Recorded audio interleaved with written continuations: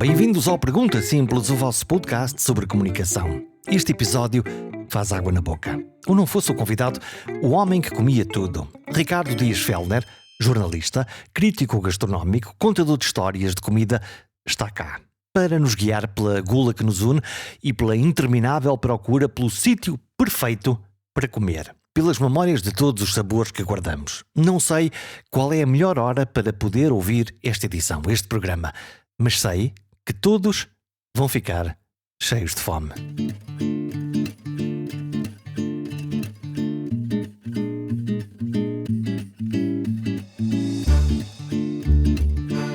Sim, chefe, pronto, chefe, a sair, chefe. Portugal é um país que come por prazer. Não tenho dúvidas. Não é por necessidade, é mesmo por prazer.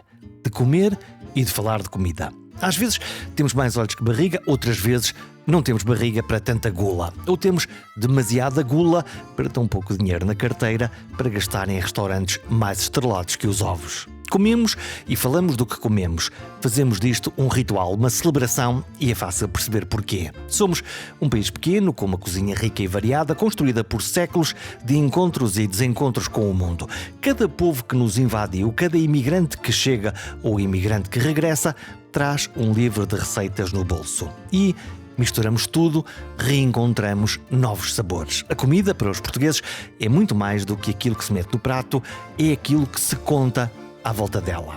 Dizem que nós, os portugueses, somos bons a queixar-nos de tudo e de nada. E eu digo que somos bastante bons a falar de comida, porque não há prato que não mereça um comentário, um elogio ou um desabafo. Ao almoço falamos do que vamos comer ao jantar e todos sabemos que os grandes problemas do mundo se resolvem não numa reunião, mas à volta dos comes e bebes. Podemos estar na conversa mais séria do mundo e de repente aparece alguém a dizer que descobriu um restaurante incrível numa aldeia perdida que faz o melhor cabrito de sempre. E lá estamos nós a organizar uma expedição ao dito sítio para provar o cabrito. Ou de que o arroz de polvo da mãe é impossível de bater, que a carne de porco alentejana que comemos na festa do aniversário do amigo era afinal má, péssima, incomestível. Mas já que lá estávamos, fomos comendo, claro. E quando não é o prato, é o preço, ou a forma como o serviram, ou a espera que foi longa demais, ou o facto de, naquele restaurante, não aceitarem reservas e termos ficado à espera 40 minutos para depois nos sentarem numa mesa, precisamente ao lado da casa de banho, ou na porta. Ou pior, ofenderam-nos descaradamente dizendo: aqui já não há lugar para si. Volte no outro dia. Mas isto é Portugal e com jeitinho tudo se desenrasca. Os portugueses falam de comida como falam do tempo e do futebol, porque a comida para nós é mais do que sabor. É identidade, é memória, é território, é desafio e tradição. Há quem ache que neste país o bom e o barato acabou. Que agora se come bem, mas paga-se um balúrdio. Outros defendem que as tascas continuam a existir, só que é preciso procurar melhor. O certo é que as referências mudaram. Há 30 anos, um bom restaurante era aquele que servia muito e barato. Farta-brutos. Depois passou a ser aquele restaurante que tem um prato bem feito, com sabor e sem grandes artifícios. Agora, o restaurante que nos enche o coração é aquele que nos tira uma fotografia bonita para as redes sociais, que nos serve um prato que até pode ser minúsculo, mas que insistimos em partilhar com o mundo, que acabamos, no fundo, todos a partilhar com os amigos numa esplanada enquanto pedimos um fino e uns termossos. Porque se há coisa que o português gosta, é de contrariar a moda. Dizer que já foi àquele restaurante de que toda a gente fala, mas não gostou. Que a nova estrela Michelin o deixou completamente indiferente. E que o menu de degustação não vale nem metade do que aquilo que eles cobram. Comia melhor na minha aldeia por metade do preço. É uma frase que todos já ouvimos mais do que uma vez. E depois há as comparações, porque o português que é português gosta de medir. O melhor pastel de nata, a melhor bifana, o melhor arroz de pato, a melhor feijoada, a melhor chanfana, a melhor caldeirada. Assim, tudo à grande. Mas o mais interessante é que, mesmo quem não sabe cozinhar, sabe falar de comida. Sabe avaliar, sabe criticar e sabe dizer com a certeza de um especialista que o bacalhau estava seco, que o arroz de tomate precisava de mais caldo, que o polvo estava tenro, mas podia ter mais sabor. Talvez seja por isso que temos tantos chefes talentosos, porque desde sempre fomos educados a ter opinião sobre o que está no prato, seja cozida à portuguesa da avó, seja o sushi de fusão naquele restaurante da moda, seja o café que nos serviram à pressa com espuma a mais ou com sabor a queimado. A gastronomia portuguesa é seguramente feita de contrastes entre o tradicional e o moderno, entre o barato e o caro, entre o gourmet e aquilo que se come na tasca. E é feita, acima de tudo, de histórias. Porque quando um português fala de comida, raramente fala só de comida. Fala do que aconteceu antes e do que se passou durante e depois. Fala do caminho para chegar ao restaurante, da conversa que teve à mesa, do prato que pediu porque tinha saudades da infância. E depois há a simplicidade. Porque a cozinha de improviso, de aproveitamento, de invenção, é uma cozinha portuguesa. O que fazer com o que há, com as sobras, as sopas que nascem do fundo do tacho, as pataniscas que se fazem com o resto do bacalhau, o arroz que se estica para dar para mais um, a comida que se partilha, que se reparte e que se recria. E o curioso é que mesmo com tanta conversa, com tanto julgamento, com tanta comparação, continuamos a gostar de descobrir. Continuamos a procurar o melhor peixe grelhado, o pastel de nata mais cremoso, a sopa de peixe que nos faz lembrar o verão. Comunicar comida é comunicar o país, porque Portugal é um país que gosta de comer e que gosta de falar sobre o que come. Às vezes parece que nunca estamos satisfeitos, que estamos sempre à procura do próximo prato perfeito, do próximo sítio que ninguém conhece, do próximo segredo que vamos partilhar, mas só com alguns, claro. E é por isso mesmo que vale a pena continuar a falar sobre comida, porque mesmo quando nos queixamos, mesmo quando estamos a dizer que tudo está a piorar, a verdade é que adoramos esta conversa e continuamos a ter fome de mais. Deixemos por isso guiar pelo Ricardo Dias Fellner, que afinal é o homem que comia tudo. Ricardo Dias Fellner, jornalista, homem que veio da política, fazia coisas da política e decididamente decidiu transformar-se no homem que comia tudo. Agora és uma celebridade, agora és um homem da televisão também. Como é que te das? Chegaste aqui, resmungaste esta câmaras e tal. O que é que estão aqui a fazer? O que é que. Sentes-te mais um homem da imprensa, um homem da. Não, ou já foste apanhada? Não, decididamente um homem da imprensa, da escrita. Porque a escrita eu faço há 26 anos, quase. Não, 26 anos.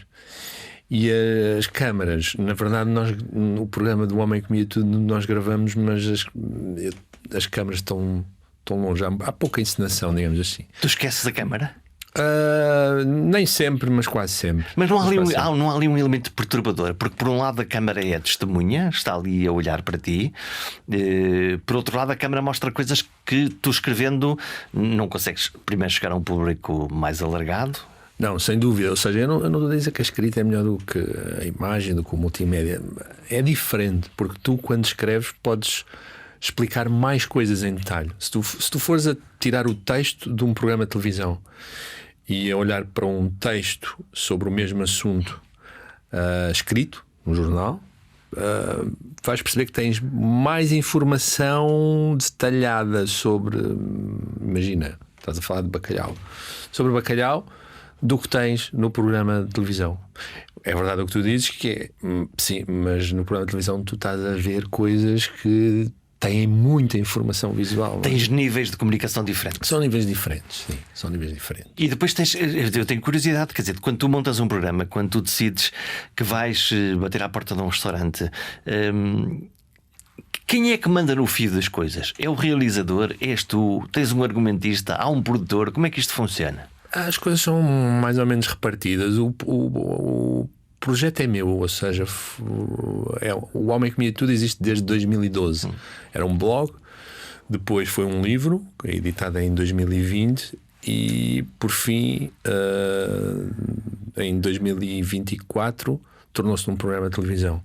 E basicamente o que nós fazemos ali são a transposição de crónicas que eu já vinha escrevendo. Aqueles sítios são os sítios onde eu já ia, alguns deles há muitos anos, um ou outro que foram coisas novas que conheci para o programa, mas a maioria eu já conhecia.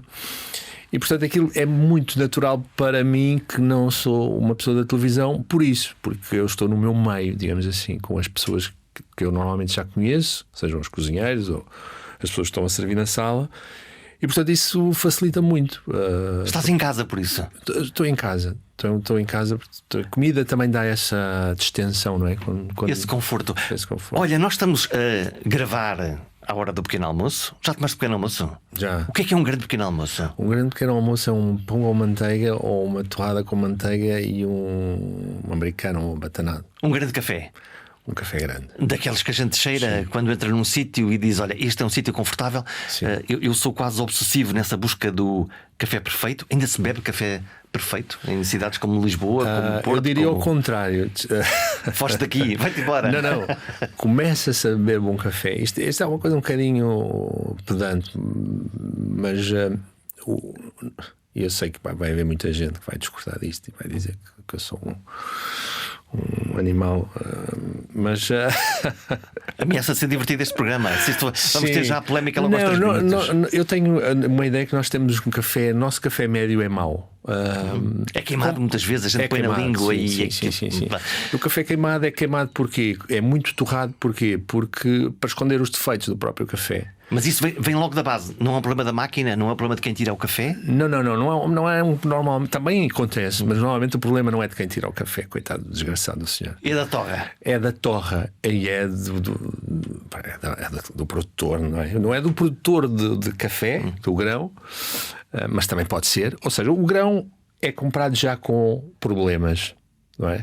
E para disfarçar esses problemas, torra-se muito. O que é que acontece? Quando tu torras muito, todos os aromas, toda a complexidade do grão do café desaparece. Perde-se tudo. E, portanto, mas nós habituámos a isso. Os portugueses habituaram-se a isso. E, portanto, quando provam um café, os chamados cafés de especialidade, que na verdade são muito mais caros, normalmente, do que a nossa bica, quando provam esse café, dizem que aquilo é uma aguinha. Sim, porque ele é mais suave. É um chazinho. E na verdade, muitas vezes assemelha-se a um chá, precisamente por isso, porque tem mais aromas, tem mais fruta, às vezes tem mais acidez. Mas quando nós começamos a beber esse sacana desse café caro, porque é mais caro, e começamos a percebê-lo, depois é difícil às vezes voltar para trás. Olha, a questão do café é interessante porque nós habituamos-nos aos paladares. Todos temos sempre as memórias da nossa infância, daquela comida que nós comíamos daquela maneira. Às vezes não tem a ver sequer com a especial qualidade daqueles alimentos, mas há uma memória emocional que ali nos fica. E se calhar o café é isso mesmo, de tal maneira a gente vai sempre bebendo café mal, arrisco-me a dizer às vezes vinho mau, que depois quando bebemos aquele café ou aquele vinho que tem menos qualidade, dizemos: isto faz-me lembrar os tempos da faculdade, do primeiro ano de faculdade, que era que não havia dinheiro, claro, para... Não, isso acontece, e o café é um excelente exemplo disso. Mas o Proust tinha há um episódio muito famoso, que é o episódio da Madalena, que serve precisamente para ilustrar essa ideia, que é o protagonista, um ser frágil, triste. Há um dia em que lhe dão a comer uma madalena e ele recorda-se do tempo em que a mãe lhe fazia esse bolo e todo ele se transforma num ser alegre. E de facto isso acontece com muita coisa, e nós em Portugal temos muitos exemplos de como isso é fortíssimo. Um desses exemplos maiores é o bacalhau, o bacalhau salgado, que é uma coisa que nós adoramos em geral, os portugueses adoram, não é? Embora em princípio é uma forma de estragar o bacalhau, não é? Eu diria que não, é o meu prato favorito. Tu és fã de... O meu prato favorito é bacalhau cozido com grão e azeite. Isso é quase a coisa mais básica do mundo? É a coisa mais básica do mundo, mas lá está. É uma coisa que eu como, tenho memórias da minha família sentada à mesa no Natal e não só, ou era um ritual que o meu avô levava muito a sério. E é isso, não sei. Agora, o resto do mundo não adora bacalhau e nós conseguimos perceber porque, se formos objetivos, não é? É uma coisa que à partida não cheira muito bem. Não é? É um peixe cozido. Não, cozer coisas não é. E tu pegas no bacalhau, que fresco é bom, e é muito bom comer bacalhau fresco, tu desidratas o bacalhau, tu pegas-lhe uma quantidade gigantesca de sal, põe-no ao sol para curar e dizes que quanto mais amarelo, mais interessante ou de maior qualidade é. Tu, de resto, vi-te esta manhã no Instagram por fazer um artigo precisamente sobre bacalhau, vendo ali. E depois temos isso. Vamos. E depois dá um trabalhão ainda por cima, não é? Vamos fazer o contrário. Vamos reidratar. Temos que arranjar espaço no frigorífico para pôr um balde para demolhar, para demolhar o bacalhau. Temos que esperar 2 ou 3 dias. A temperatura tem que ser abaixo de 5 graus. Ou seja, é um prato difícil, não é? É um prato difícil de se fazer.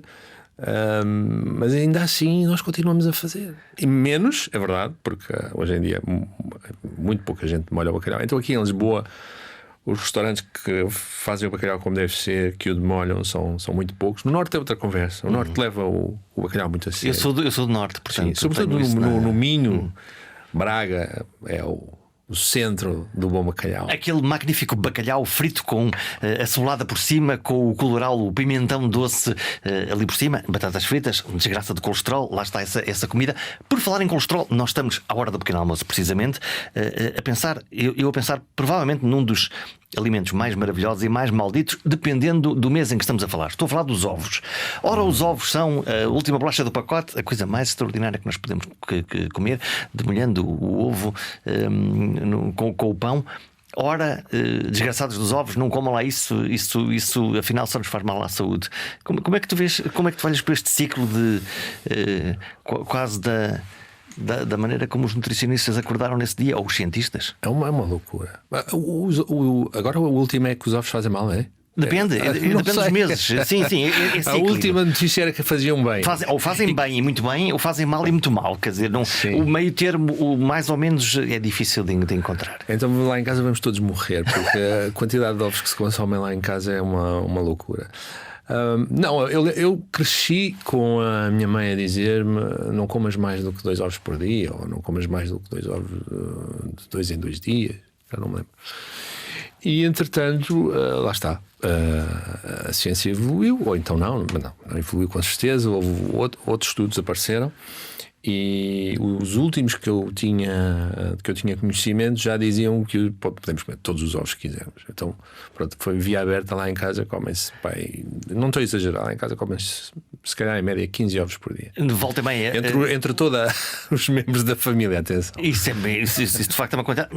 Então tu és o responsável pelo aumento do preço dos ovos, seguramente, não é? Lá está, lá na América, a gripe das aves fez com que houvesse menos ovos no mercado e o preço subiu. Também aqui se sente. E eu também sinto bastante.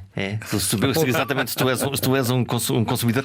Olha, o que é que faz um jornalista que fazia política, que acompanhava assuntos muito pesados e difíceis, e os assuntos do poder e os assuntos das ideias e do que é que vamos fazer, subitamente dizer: eu afinal quero fazer outra coisa? Não sei, eu fiz muita coisa, não fiz só política, fiz crime, eu tive o dossiê dos táxis, eu tive o dossiê dos imigrantes, eu tive o dossiê da pedofilia, eu tive vários dossiês quando era jornalista, e quase todos, muitos deles complexos, digamos, vamos pôr assim. Mas também sempre gostei de cozinhar e sempre gostei das coisas da comida. E portanto foi uma coisa mais ou menos natural. Quando rebentou aquela moda, não sei se chamamos de moda, mas se calhar podemos chamar, porque entretanto desapareceu dos blogs. Eu apanhei, digamos assim, o primeiro autocarro e criei um blog, porque era uma maneira de eu escrever sobre uma coisa que eu gostava e que na altura não escrevia profissionalmente. E estava bem assim. Aliás, eu gostava assim porque aquilo era um prazer e eu tentava separar as duas coisas. Depois, por causa do blog, acho eu, ou também muito por causa do blog, fui convidado para a direção da Time Out, onde tinha a parte da comida sob a minha responsabilidade. E pronto, foi uma coisa natural. Foi uma coisa que foi. Depois fui começando a escrever profissionalmente, digamos assim, e nunca mais parei. Como é que é isso de se ser? Os jornalistas são testemunhas profissionais do mundo, lá está. Tu falaste aí de vários dossiês de coisas complicadas. curiosamente, se calhar anos envolvidos continuam a ser os mesmos dossiês e as mesmas coisas, parece. É como aos ovos, há um ciclo outra vez que se repete e que vamos lá. Como é que pode-se aplicar as mesmas técnicas do jornalismo a fazer crítica gastronómica? A fazer crítica, e não só a fazer crítica, a fazer reportagem, a fazer investigação. Nós temos muito pouco essa tradição, julgo eu, em Portugal e no mundo em geral, porque temos esta ideia de que a comida é uma coisa para escrever bem, não é? É uma coisa para adornar? Também para adornar. Mas há alguma tradição de investigação na área da gastronomia, investigação a sério. Nomeadamente, por exemplo, coisas muito bem feitas sobre a produção nos aviários e não só. Nos Estados Unidos isso acontece bastante. Mas para te dizer que sim, são exatamente as mesmas técnicas, dão exatamente os mesmos problemas a quem as faz e a quem às vezes é vítima da escrita. E portanto eu procuro ter essa abordagem, ou seja, fazer jornalismo. A crítica é uma coisa, é um subgénero dentro do jornalismo gastronómico, diria eu, mas que tem as suas regras próprias. Há um código de ética dos críticos gastronómicos americanos que é seguido em muitos lados do mundo e que, por exemplo, tem esta ideia de que não se deve fazer crítica de um restaurante 3 meses após. Só se deve fazer crítica do restaurante 3 meses após ele inaugurar. Para estabilizar? Para estabilizar. Mas há outras regras deste género.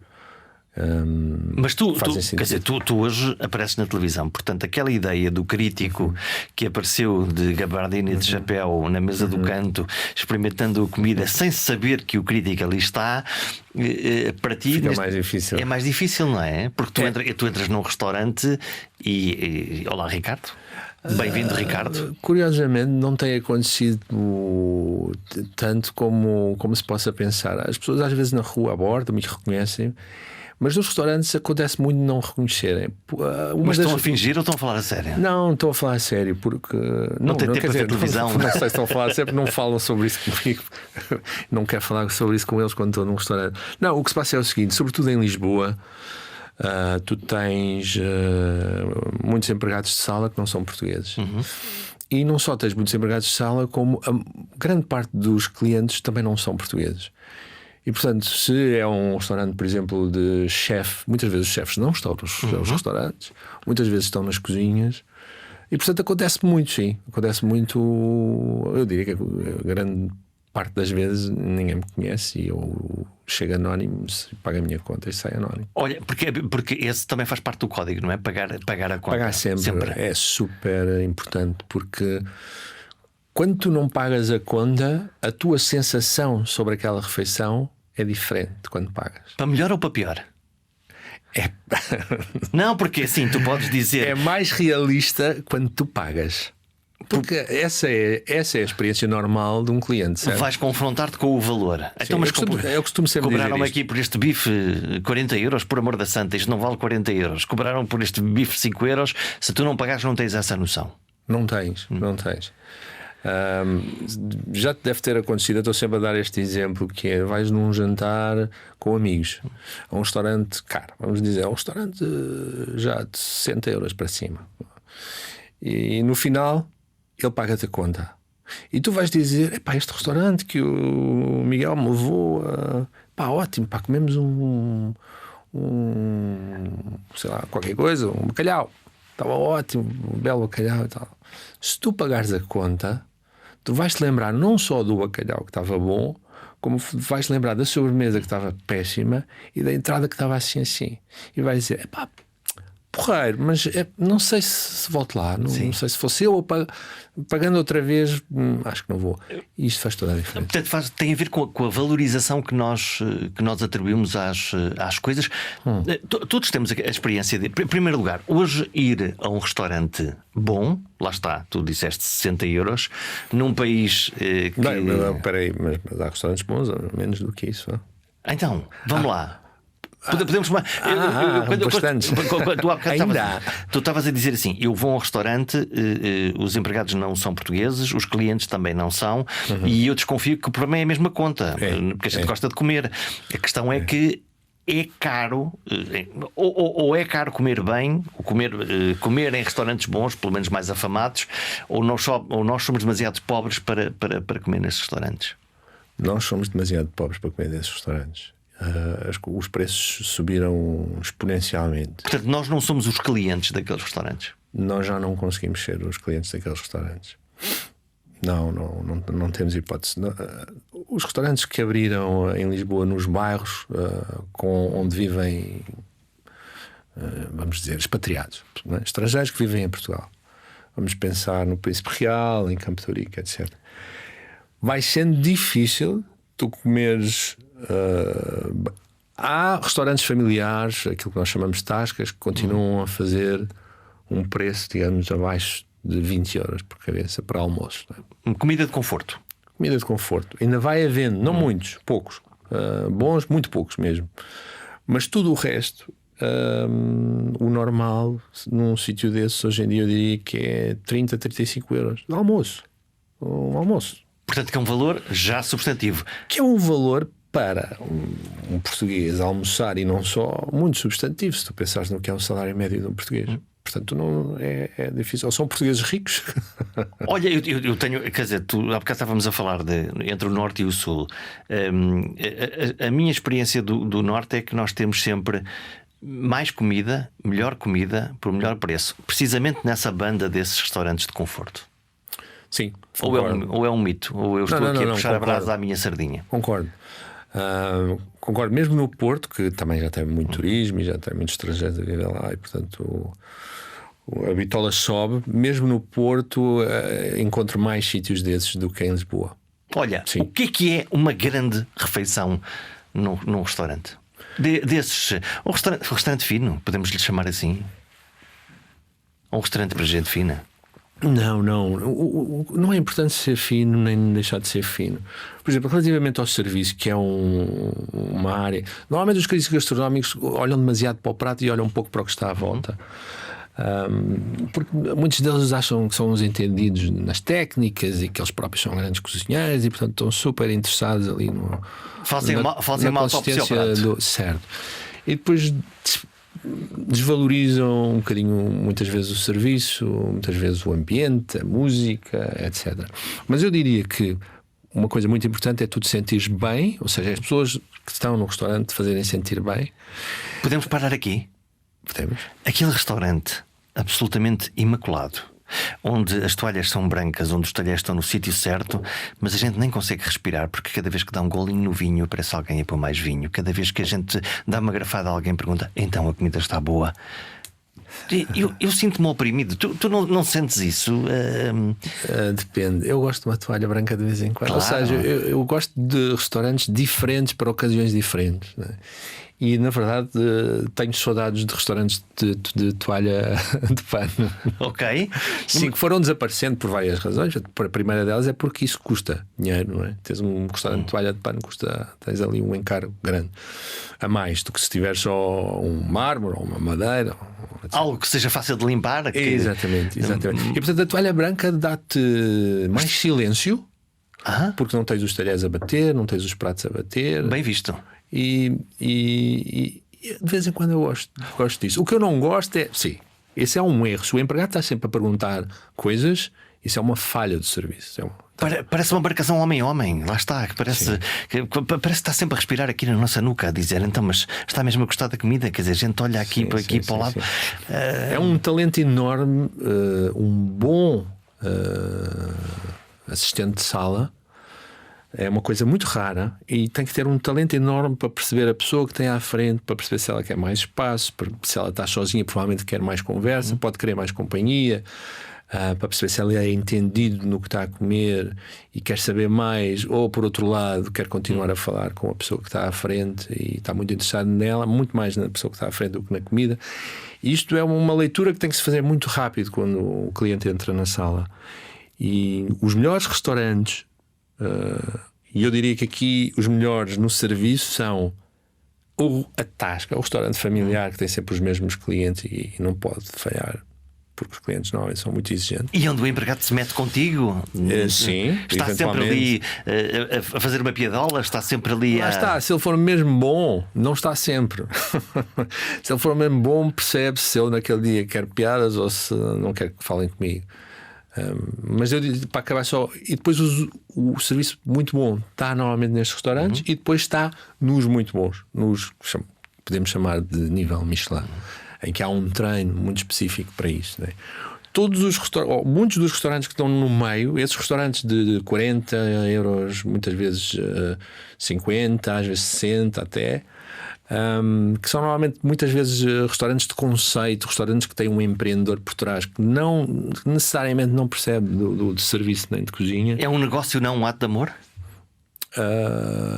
Muitas vezes sim, mas não tenho nada contra isso se as coisas forem bem feitas. O problema é que muitas vezes não são. Esse é o ponto. Olha, eu não sei, tu estavas a falar dos restaurantes e de claramente há um conjunto de pessoas, eu nem quero dizer pessoas portuguesas, mas os velhos empregados de mesa, agora chamam-lhe assistente de sala, não é? A gente vai mudando sempre aqui. Pois, eu na verdade não gosto de nenhum dos termos, mas toda a minha vida eu escrevi empregados de mesa e depois, agora nos últimos tempos comecei a sentir realmente é um bocadinho. Achas que desvaloriza? Acho que sim. Acho que é uma expressão que não é muito feliz. Bom, mas assistente de sala também não é muito feliz. Pois esse é que é o ponto. Não encontramos ainda o termo certo, mas aquela ideia de que havia ali alguém com quem nós nos relacionávamos, que provavelmente até nos vendia um bocadinho mais do serviço, não só de saber ou dizer, olha, para o visto, este é o prato do dia. Havia um diálogo sobre a comida e hoje a minha sensação é que estamos mais rodeados de autómatos. Eu quero uma água, toma uma água. Eu quero um bife, toma um bife. Eu quero um bacalhau, toma um bacalhau. E não há esse chamados acartadores de pratos. Não é na gíria chamam-lhes acartadores de pratos ou cartadores de copos. E porquê? Porque são pessoas não qualificadas, são pessoas que não sem vocação para aquilo, muitas vezes estão ali entre empregos. E os outros desistiram? Foram-se embora?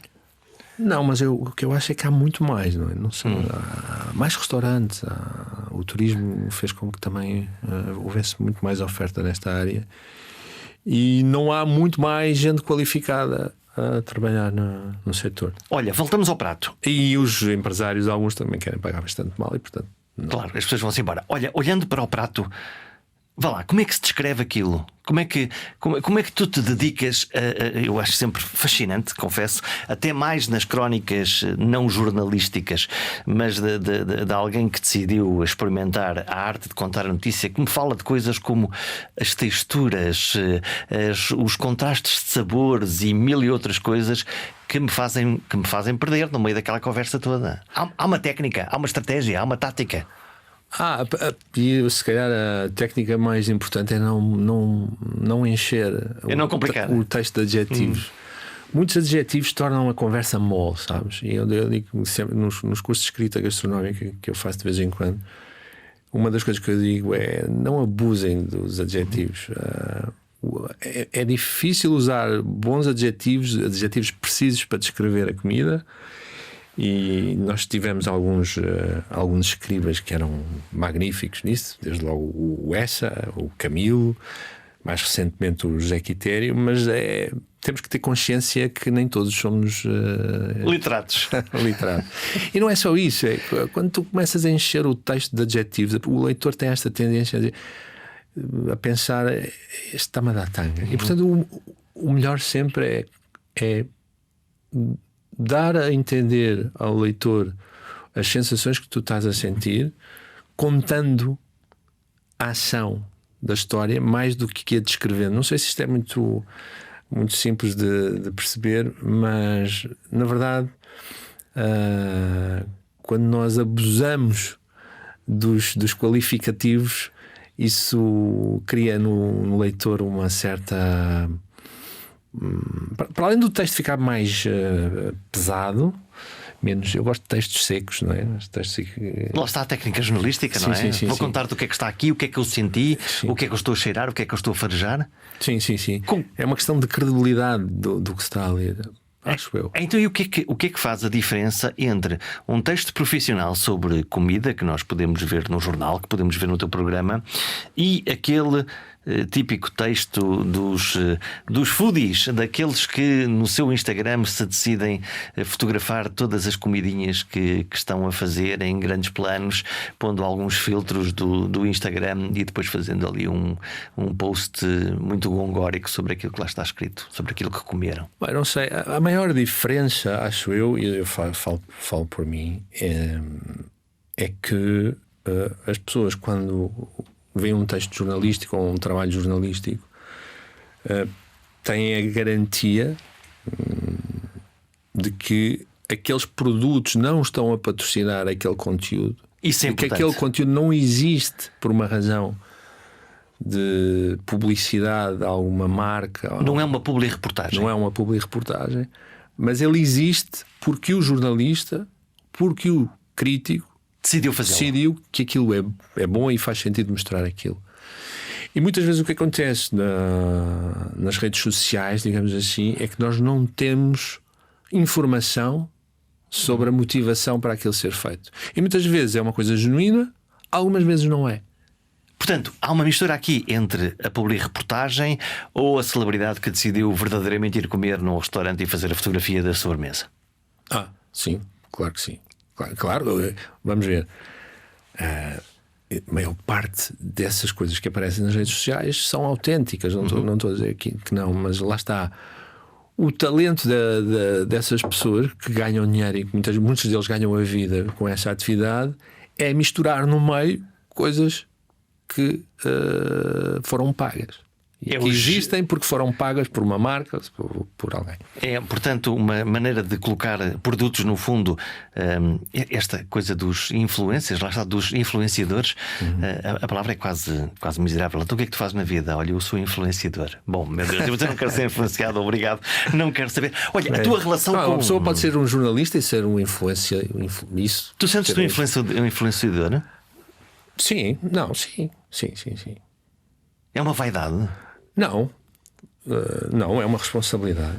É uma responsabilidade. Porque tu podes criar um halo. Eu sinto-me um influenciador, mas deixa-me dizer-te uma coisa. Eu digo sempre isto, às vezes, em conversa com o chefe. Uma boa crítica, uma excelente crítica, pode fazer num determinado órgão de comunicação social, com determinada exposição, com determinadas características, pode fazer com que o teu restaurante, nas semanas seguintes, tenha mais gente. Isso é uma desgraça, porque eu quando vejo que tu falas de uma coisa boa, digo, eu até gostava de ir ali, mas agora não dá, porque agora vai toda a gente. Sim, na televisão a televisão é um meio muito potente nesse aspecto.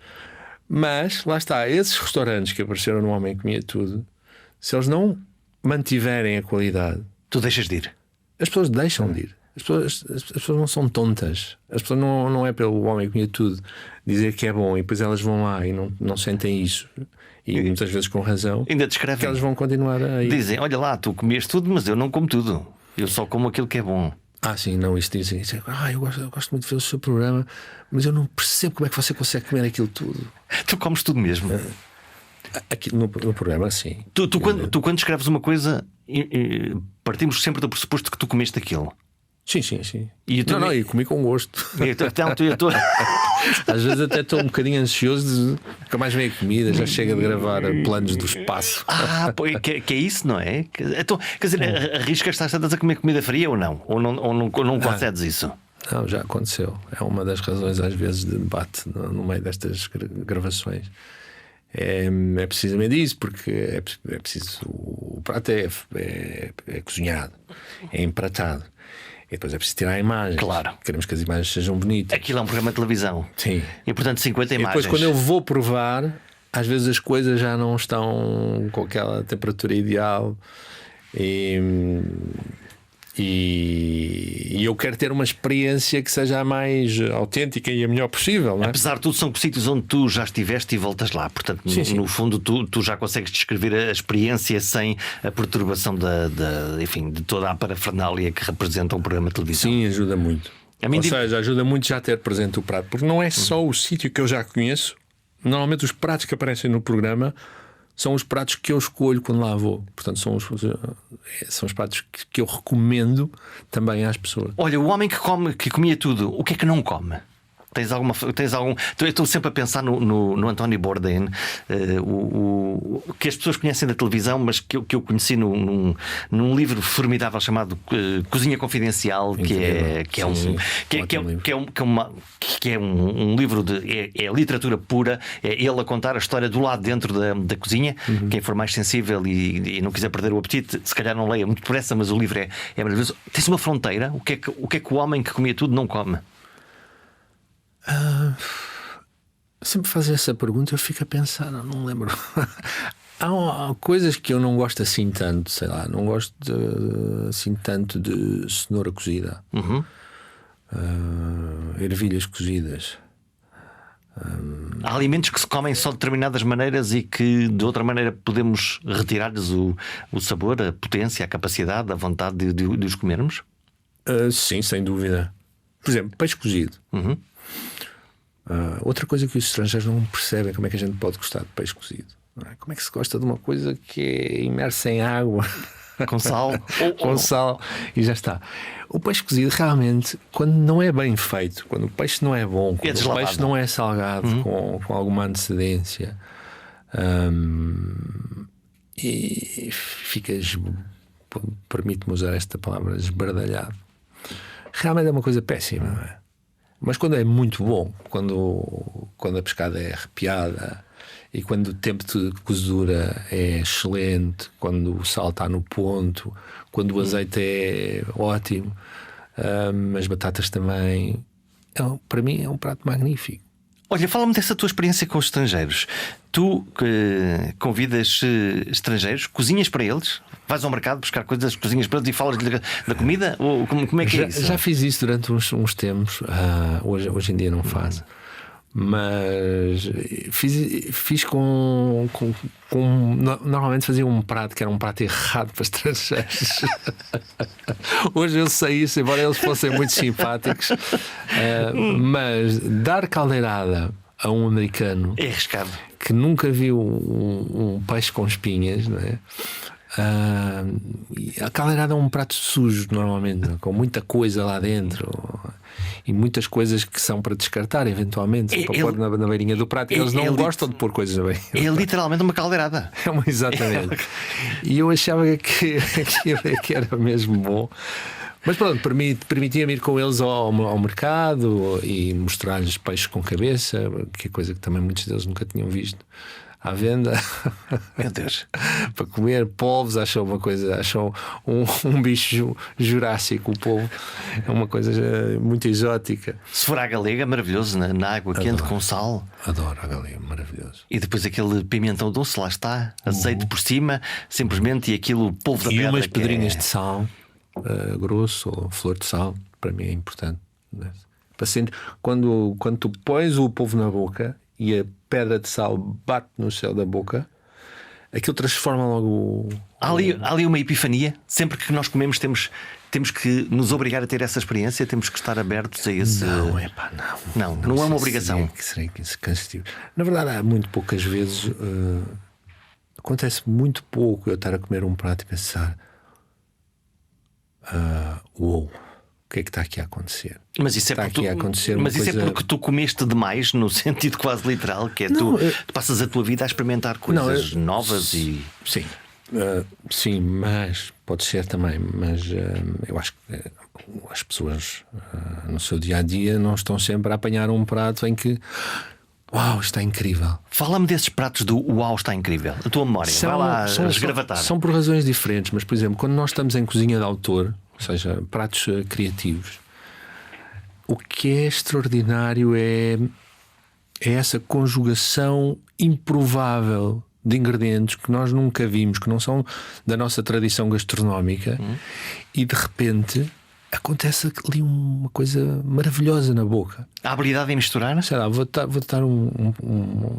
dois pratos desse, podem ser exemplos disso. Por exemplo, enguia afumada com maçã verde, que é um prato clássico de um chefe espanhol, que é o Berazategui, que é o chefe espanhol com mais estrelas de Michelin, e que tinha um restaurante aqui no Parque das Nações.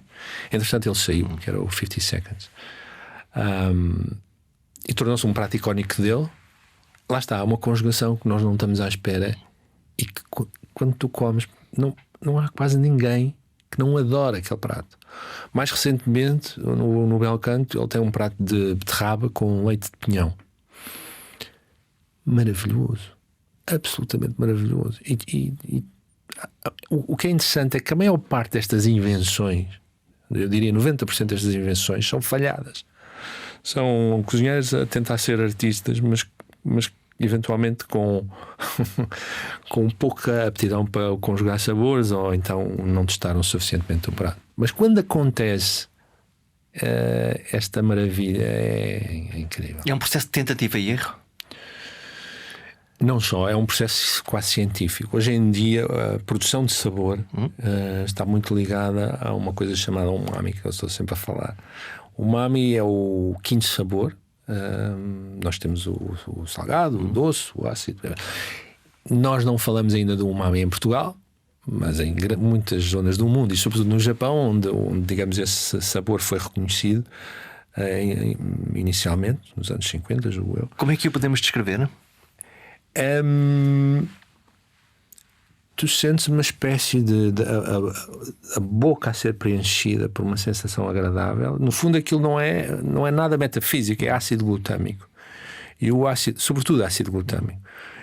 E o ácido glutâmico está numa série de ingredientes, como o tomate maduro, os cogumelos, o bacon, gosto de tudo. As algas. A coisa que mais tem ácido glutâmico no mundo é uma alga, é kombu, o nome em japonês. E portanto os chefes aprenderam a conjugar muitas vezes estes sabores. E portanto, por isso eu digo, não é só um instinto, um talento, há uma ciência. Há uma ciência por trás disto. Há outras coisas que produzem sabor, não é? Mas esta é uma fortíssima. Olha, como é que é a tua relação com os chefes estrelados?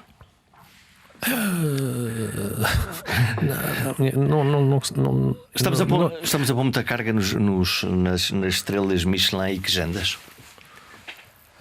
Eles põem-se a si próprios também, às vezes, não é? Eles é que decidem esse caminho. Quando tu não tens um restaurante Michelin assim, eu tenho um restaurante muito bom, olha, agora apareceu uma estrela Michelin. Não.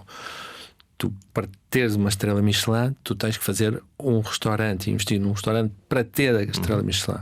Ou seja, tu tens que trabalhar para isso. Tu tens que planear a estrela Michelin. Não acontece. É muito raro acontecer. Tu tens um restaurante e depois ganhas a estrela Michelin. Não é uma coisa que calha. É uma coisa que tu lutas e trabalhas para isso e falas com eles e vais lá dizer-lhes que queres uma estrela Michelin, estás a trabalhar para isso. Normalmente é este, ou muitas vezes é este a sequência dos acontecimentos. E o que acontece é que a Michelin tem um protocolo, tem um estilo, se quiseres, não é? E os restaurantes começam a seguir esse estilo. Há quem diga, depois ficam todos muito iguais, e na verdade é verdade. Mas há uma coisa muitas coisas que eu não gosto da Michelin. Há uma coisa que eu gosto da Michelin e que a distingue dos outros guias todos, ou quase todos, é que os inspectores da Michelin ainda procuram ser anónimos, pagar as suas contas, serem independentes. E isso é uma coisa que, na verdade, já escasseia nos prémios e nos guias e nessas coisas todas. E então, quando tu vais a um restaurante que ainda por cima tu conheces, e é o dia desgraçado em que tu vais escrever sobre aquele restaurante e eles estão num dia mau porque o restaurante está cheio, num dia mau em que o cozinheiro principal ficou doente, num dia mau em que tudo correu mal. Bem, o Jay Renner, que era o crítico do Guardian, agora me passou para o Financial Times. Uma vez eu fiz a pergunta de quantas vezes é que ele ia a um restaurante para fazer a crítica, e ele disse-me: eu vou sempre só uma.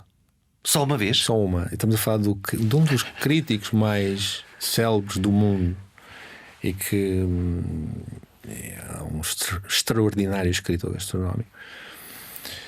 E eu fiquei, na verdade, eu já fazia crítica na altura, há uns anos, e não fazia assim. Mas porquê é que tu fazes isso? Eu disse, porque eu quero ter a experiência de um cliente normal. E um cliente normal só vai uma vez, se for mau. Se não volta. Bom, mas isso é pôr o standard. Não, eu devo dizer que eu não concordo com isto, porque o crítico não é um cliente normal. O crítico vai escrever um texto que pode influenciar um negócio, enfim. E às vezes, sobretudo se escrevemos no Guardian. E tu pensas sobre isso quando estás a escrever?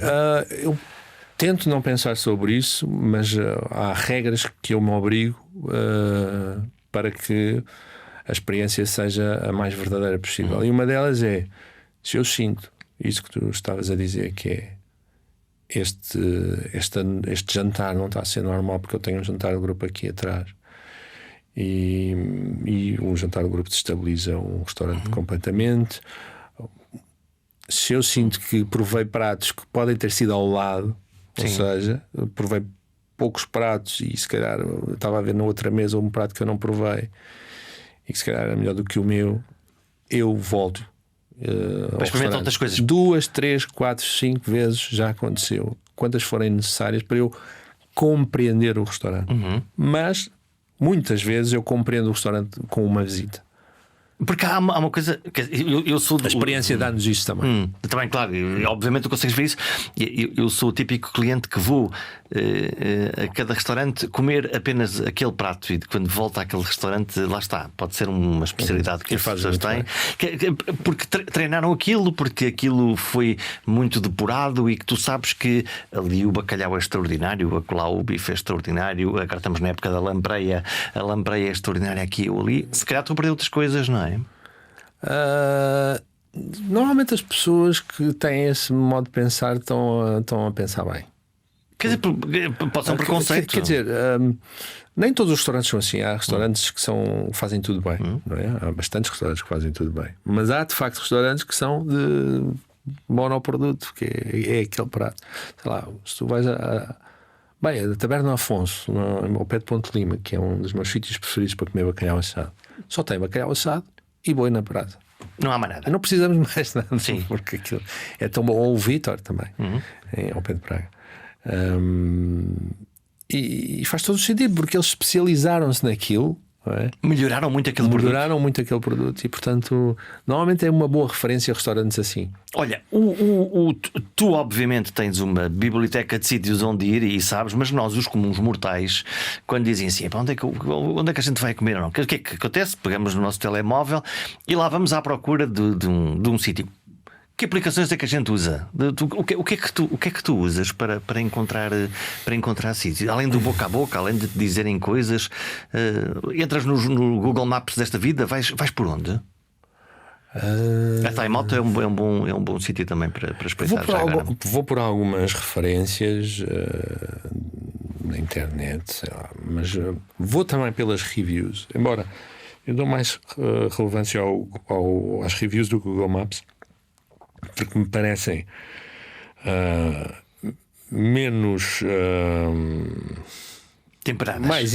Olha, boa, menos temperadas. Já que estamos a falar de normalmente são mais, ou seja, quando eu vejo um sítio com muitas reviews, com centenas de reviews, em princípio tendemos para a honestidade coletiva. Exatamente, eu acho que sim. Eu acho que sim, normalmente sim. Quando aquilo sobe ali de um determinado nível 4.7, estamos a falar de coisas boas. Normalmente não há tanta gente enganada, não é? São 1000 reviews e o restaurante tem 4.7, 4.8, 4.9. Dificilmente pode não ser o meu restaurante, a comida que eu gosto, mas o gosto coletivo, mas o restaurante vai ser bom. O restaurante vai ser bom. Olha, uma das experiências mais interessantes e fascinantes que alguém que gosta de comida tem, e eu tenho sempre que posso, se calhar não as vezes todas que gostava, era aquela coisa de ir a um mercado, quer dizer, quer ir ao mercado de Setúbal, ao mercado dos lavadores, onde há o peixe na banca, que é o peixe que chegou ali há 2 horas e que está ali em cima, é os vegetais que ali estão, que sujos de terra ainda, e é esse fascinante momento, não só de comer com os olhos, mas de conversar com aquelas pessoas e de perceber que aquelas pessoas percebem mesmo daquilo que ali está. Quer dizer, não há um marketing do genuíno. O que é que há ali? É preciso ler os vendedores, não é? Os vendedores podem ser bastante malandros. Como é que é?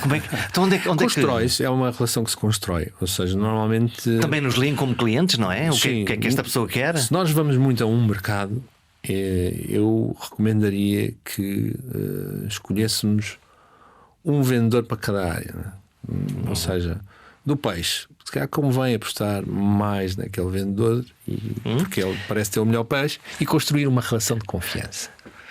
Portanto, e o mesmo com os vegetais, o mesmo com o talho, porque essa relação de cliente habitual é que normalmente nos traz informações mais valiosas. Olha, não leva isto, hoje não leves isto, levas amanhã que este não. Olha, se calhar era melhor levares este peixe ou aquele vegetal. Sim, às vezes isso acontece. Mas o ideal mesmo é aprender a comprar peixe. O que é que a gente tem que estar atento? Bem, são aquelas coisas clássicas: o olho translúcido, para fora, a pele brilhante, o cachaço, a grossura do cachaço. Eles não gostam que a gente mexa no peixe, não é? Às vezes sem ver por assim um dedo e virar o peixe para ver a grossura do cachaço, porque isso diz-nos se ele é gordo ou não, que é uma coisa muito importante no peixe. Se tem uma barriga gorda. Sim. Porque o peixe até pode não ser o peixe mais fresco do mundo, mas se for um belo exemplar, um gordo, de qualidade, às vezes pode ser preferível. Do que lá está. Pensamos aqui num peixe que é um peixe muito nobre, sim, mas que não, se calhar não. Aliás, está. Hoje em dia é importante o peixe ser fresco, atenção, mas as pessoas não têm noção disso. Se calhar, quando vão a um restaurante de fine dining, hoje em dia não há praticamente peixe fresco. O que é um restaurante de fine dining? É um restaurante em que dá uma atenção particular a todos os elementos que fazem um restaurante, nomeadamente à comida, e que a apresenta de uma forma mais. É um restaurante fino. Hoje em dia não necessariamente. Hoje em dia há restaurantes de fine dining bastante informais, não é? Mas é um restaurante sofisticado, um bocadinho mais sofisticado. E tu estás-me a dizer que o peixe fresco não é propriamente a matriz desses restaurantes? Não, eles fazem todos curas normalmente do peixe, para o peixe ficar mais firme, mais lascado.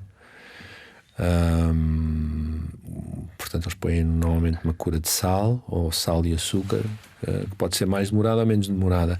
Isso faz com que o peixe desidrate e, portanto, fique mais lascado, mais tenso. Quando nós pomos o garfo e ele desliza. Sim. E isso, portanto, é um trabalho prévio. É um trabalho prévio. Agora convém fazer isso com um peixe fresco, não é? Não sei se quero conversar mais contigo, porque depois de tu desconstruires essa ideia, eu imaginar que estava a comer ali o peixe que tinha acabado de chegar ou que estava prestes a pôr-se na brasa apenas com sal. Não, mas atenção, por exemplo, peixe para a brasa convém ser fresco. Escalado tradicional da brasa na grelha. Só com sal? E aquilo fica maravilhoso. Só com sal e um bom azeite. Sim. E chega. Para mim chega. E uma praia à frente. E pronto, e estamos resolvidos. Ainda por cima tu és surfista, não é? Volta e meia, vais lá para. Não diria surfista, não. Vou às ondas. Vais lá. Vou às ondas. Também para tomar banho e lavar a cabeça do planeta. Não podemos fechar esta conversa sem falar de sobremesas. E eu, pecador, me confesso de uma sobremesa em particular, já agora caseira e feita no meu alto minho, o leite creme, que é feito e queimado na hora com ferro na brasa. Portanto, é isto. Este é que é o leite creme. Lá está, e depois aí o standard fica muito elevado. Boas sobremesas. Comes o quê? Como tudo também. Mas eu sou mais do arroz doce do que do leite creme, nesse caso. E ultimamente tenho comido muitas tartes bascas, aquelas tartes de queijo, que na verdade normalmente são feitas com aquele queijo banal, que é o Philadelphia, não é? Mas que são extraordinárias e tornaram-se numa uma moda brutal em Lisboa e não só, no mundo inteiro. Tarte basca. Tarte basca. E é uma sobremesa. É uma sobremesa que está em quase todos os restaurantes aí, ali daquela zona ali da Baixa. Os restaurantes, lá está os mais da moda. E vale a pena. Vale a pena. Vale a pena. Comi umas dezenas delas, talvez até mais do que isso, em 2024. Olha, como é que se ensina alguém a comer ou a comer bem? Há bocadinho estavas a falar dos estrangeiros. Eu não tenho essa. Eu não sei se se ensina. As pessoas gostam do que gostam. Se as pessoas gostam das batatas cheias de óleo, pronto. É bom que elas saibam que se calhar aquilo não lhes vai fazer muito bem à saúde. Eu acho interessante as pessoas aprenderem que há mais coisas para comer, que não têm que comer sempre o mesmo. Não é? A ideia de experimentar. A minha, digamos, se eu posso ajudar as pessoas a alguma coisa, é sobretudo nisso: é mostrar-lhes coisas diferentes para comer que são igualmente boas ou melhores do que aquelas que elas já comem. E que não temos de comer o mesmo todos os dias, e que na verdade é muito mais fácil do que elas pensam cozinharem um prato de massa chinesa em casa. Basta ter 3 ingredientes ou 4 e que são fáceis de arranjar num supermercado qualquer. Mas implica uma habilidade? Implica uma disponibilidade? Não. Na maior parte das vezes implicam-se ler uma receita como deve ser. Saber ler uma receita. Sim. É muito mais fácil do que as pessoas pensam. E não precisam ter grandes utensílios. Mas para isso tem que ter um wok. Não, a tua frigideira serve. Vai dar também. Também vai dar. Olha, para fecharmos, o que é que seria a última refeição de um condenado? Seria o bacalhau cozido com grão. Estava resolvido.